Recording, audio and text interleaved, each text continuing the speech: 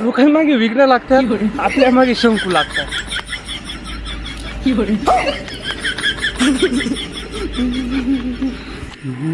सांगा बरं पाणी कुठून जाईल?